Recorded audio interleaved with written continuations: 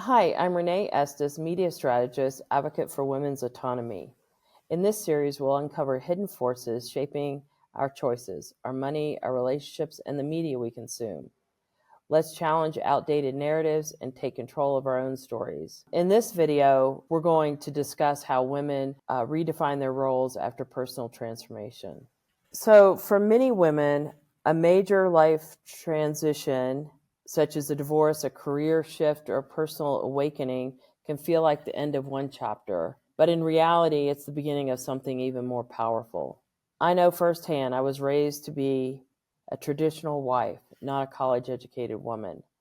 I knew that wasn't the life I wanted. I fought for my education, earned a degree in geology, and even worked at the Naval Research Laboratory at the Magnetic Observatory. My biggest transformation came later when I decided whether to stay in a marriage that was suffocating me and rewrite my own story. Well, the real transformation starts in the mind. I would say that when I picked up my first self-help book, which was Smart Women, Foolish Choices, back in like 1982, 83, was really the beginning of me really consuming, therapeutic modalities and that was the first real dive into, what back then was called the self-help world. In oppressive situations, the world can take away your money or your finances and your personal freedom, but they can't take away your thoughts, they can't take away your ideas, and they can't take away your self-worth.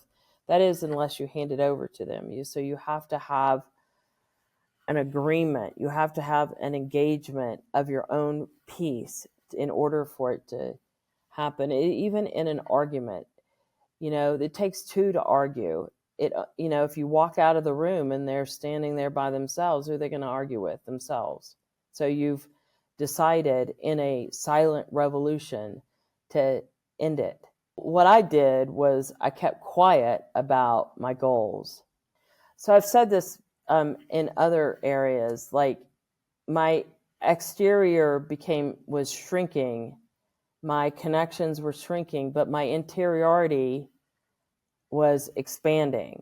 So then I just went in and nurtured myself. But the same thing is like you just make major life choices.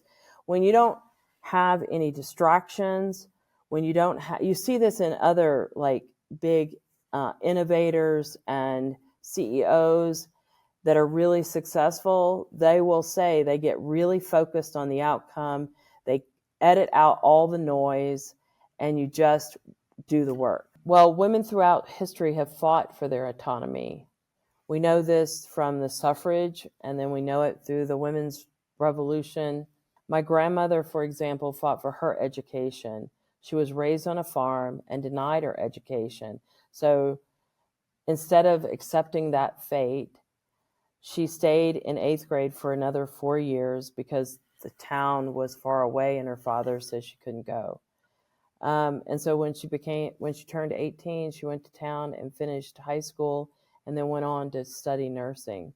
And so she made that happen. She held on to it and she made a better future for herself. Stories like that remind us that transformation isn't just possible, it's necessary.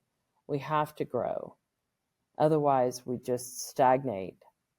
So if you're in a transitional period, know that you're not alone. You have the power to redefine your life on your own terms.